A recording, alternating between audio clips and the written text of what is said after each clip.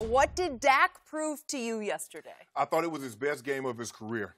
Given the circumstances, no Zeke, no Tyron Smith, no Zach Martin. Now, we knew going into the ball game that Zach Martin was not going to play. But Jerry made it abundantly clear everyone else was going to play. And then at the very last minute, Zeke was a healthy scratch. Tyron Smith was a healthy scratch.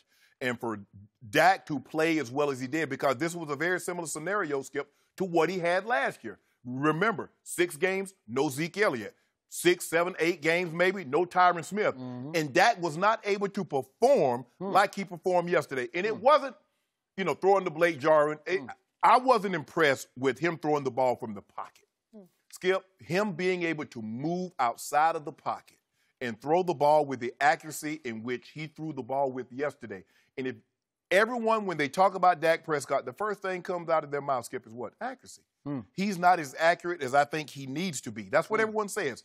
But that throw to Cole Beasley, is going to be hard for you to find a better throw at any point in time in the 2018 season than what he did under those circumstances. And give Cole Beasley a catch. And when I saw it, I was like, that's a touchdown. 1 knee equals 2 feet. For him to throw that ball with the accuracy, and he had a couple of those throws. He hit Michael Gallup on the move. He hit Alan Hearns on the move.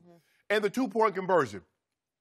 I like that because Jason Garrett basically said, look, now I can run the risk, kicking this field goal, kicking this PAT, run the risk of us going into overtime and getting someone hurt. Either I'm going to win it or I'm going to lose it here.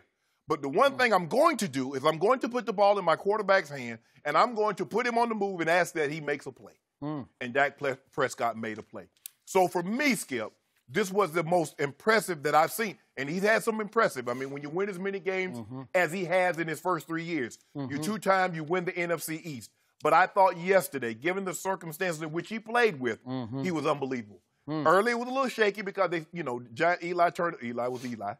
I expect 2019 to be kind of like 2018 for Eli. He was kind of awful. And he kind of back next year he'll be awful again. But I'm here today, Skip. And I'm very critical. I grade harsh. And I don't oh, Dak did this. No. Yesterday I had to take my hat off. If I had one, my stocking cap, I had a stocking wave cap on. I took it off and said, Dak, congratulations. Because you earned praise for the way you played yesterday. In a meaningless ball game, there's nothing. We see a lot of teams, they're deactivating guys, and Tom Coughlin said there are some guys that are unprofessional. You didn't get that from the Cowboys. They played this game as if they were playing for their life to get into the playoffs. And that's what you like to see. Moving forward, what he showed me, he's ready for the playoffs. So, you getting scared? No, absolutely not. You see this team going farther and farther and farther in the playoffs? Why can't you just accept the praise that I gave Dak? Because it was grudging praise through clenched teeth from the president of the Cowboy Haters fan club who finally said, well, I got to give him a little bit of praise. He can't throw it from the pocket, but when he gets outside the pocket, he's really good. That's what I just heard. No. That's not what I said. I thought that's what it said. My turn. Thank you very much. So, Jason Garrett did a really dumb thing yesterday that Dak Prescott turned into a really great thing. Because... Are you sure that's Jason's call? It wasn't Jerry's call? Are you sure? Okay, let's do this. Jason and Jerry did a really dumb thing. Or, if you want, just Jerry did a really dumb thing. But obviously, it was said all week that Ezekiel Elliott was not going to play. And it was pretty clear all week that Zach Martin and then Tyron Smith were not going to play. And then Tuafilo got hurt early in the game. He was gone. So you're down 3 starting offensive linemen. And you wind up letting your quarterback play the entire game of an entirely meaningless football game, which is the last game of the year. That is high-risk insanity to me. And I spent the whole game on the edge of my seat and sometimes rolling on the floor because I just didn't want to see the inevitable, which was somebody was going to get hurt. I thought Van Der Esch got hurt, and I'm still not sure he wasn't hurt worse than they're letting on. He got kicked in the shin by his partner, Jalen Smith, and the look on his face was scary look. It was the look of, uh-oh, something really bad just happened. He came back on for a PAT and manned up in a spot, you know. But still, I don't know. Did he break a bone? I don't know. Maybe we'll hear something today. Hopefully not. He said it was minor.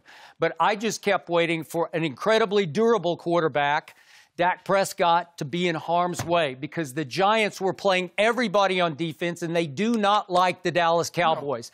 No. And they couldn't spoil their season because the season was already locked up, and they still had the game at home next week, the playoff game. But they could sure spoil the whole big picture if they knocked Dak out of the game. And don't think they were thinking about it if they got their shots. Or send them into the playoffs with a loss. Or that would have been something to hang your hat on for the rest of the offseason. But if Dak had gotten hurt, then for me, Jason Garrett was going to get fired, at least by me sitting in this chair today. Probably not by Jerry, but that's what you were risking. I've never seen that much risk taken. At halftime, he'd played a really nice first half, and I was like, okay, thank you, God. We got through that. Just let it be, Jason. And Jason would not let it be because Dak Prescott was in his ear the whole game campaigning, let me go, let me go, let me go, because we need to win this game. And then Dak Prescott went out and won the game against long odds, really. I thought the Giants had won the game about 4 different times. But Dak Prescott kept saying no. So, Dak Prescott, the most unfairly criticized quarterback in all of pro football, and it's not just from your seat, it's from a lot of seats. A lot of people just don't believe in Dak Prescott. Dak Prescott showed you once again he is the biggest reason this team, I believe, is going to go deep into the playoffs. He is the biggest reason this team is going to beat Seattle next Saturday night at Jerry World. He is the driving force of this team, not Ezekiel Elliott, because he showed you yesterday he could get it done without Zeke. But where was that last year, Skip? Everybody keeps saying Zeke went away for 6 games. You made all these excuses. No Tyron Smith. But when he didn't get it done, it was all their fault because they let him down. Now he gets it done. They don't need him. So last year, the Dallas Cowboys went 9-7, missing Zeke for 6 games, but had Zeke's suspension hanging over the team and distracting the team from the first day of training camp forward. Am I right about that? And last year, very quietly, Dak Prescott led all of the NFL in game-winning drives in the fourth quarter and overtime. The whole league, he led it last year. This year, he was second in game-winning drives to Drew Brees. Is there any shame in that? No, that's pretty good. Okay. Would you believe that in Dak's first 3 seasons in the National Football League, he leads all quarterbacks in game-winning drives? Does he get credit for that? Yes. No. I mean, nobody ever brings it up because he can't throw. He's inaccurate. He holds the ball too long. He does this. He does that. He gets picked to pieces, but nobody steps back and sees the bigger picture because the good far outweighs the bad. He is the leader of this football team, and he is the fourth quarter clutch playmaker for this football team. Not Ezekiel Elliott. This guy Well, of course, Skip, look, it's hard for a running back when he doesn't touch the ball. The quarterback has to hand him or throw him the ball. So normally there's never saying that Terrell Davis doesn't have 25 game-winning drives. That goes to the quarterback. So, Skip, you know everything is catered and weighted towards the quarterback and whether or not he plays well. So he's going to get criticized because he gets all the credit like you're heaping on now. You're not mentioning his offensive line. You're not mentioning guys making plays for him. All you're mentioning is him. So he should get the lion's share of the blame when things go bad. Okay, so without 3/5 of his offensive line and without Ezekiel Elliott yesterday against the starting Giants defense at the Giants. Correct. He throws for almost 400 yards and 4 touchdowns without an interception. So he threw for 148 of those yards in the fourth quarter, including the throw of the day in the National Football League. That was something. I'm with you.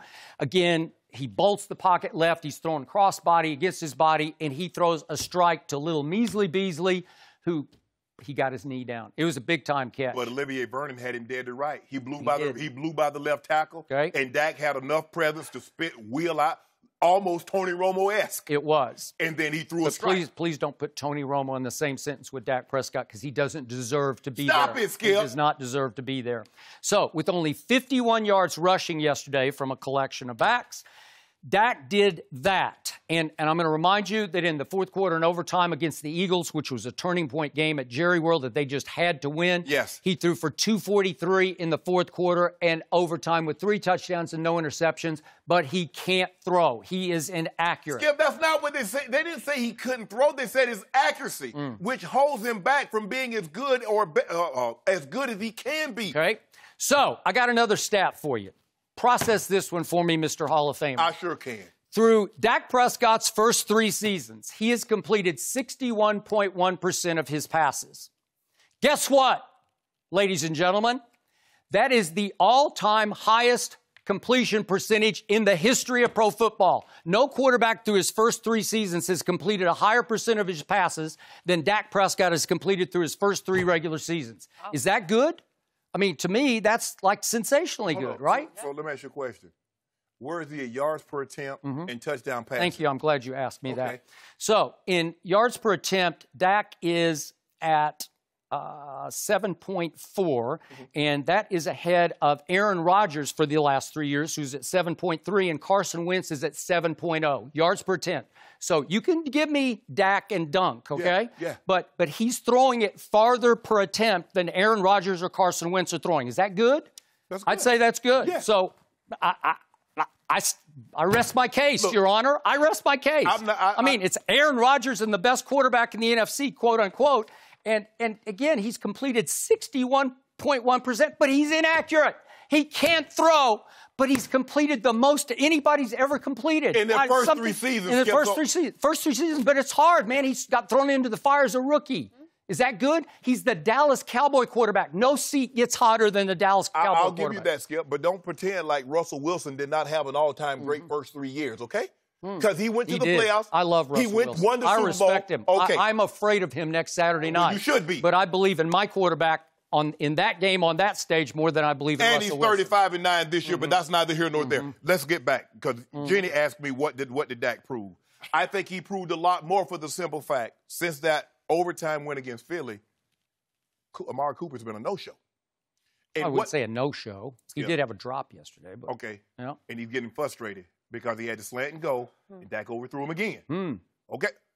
They misfired twice on deep balls. I give you that. Okay. Wrong page. What happens is what you'd like to see happen when the number one guy, for whatever reason, maybe they take him away, maybe you're not on the same wavelength that day.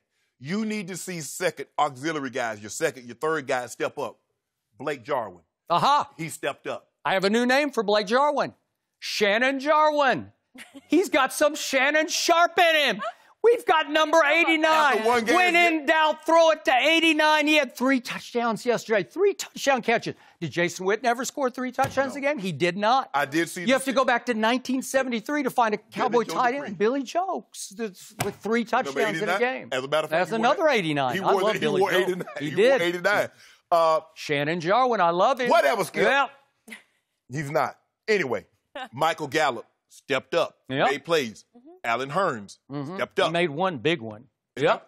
But that's what you have to see, Skip, because what we were seeing early on before they got Coop, nobody was stepping up. And they said, well, they need a number one, yada, yada, yada. And guys were saying, we're open, we're not. Okay, they are able to step up because of the presence of number 19. Yes. Even if he's not connecting with the regularity he was for a while with Dak, he's still out there and you still have to double him.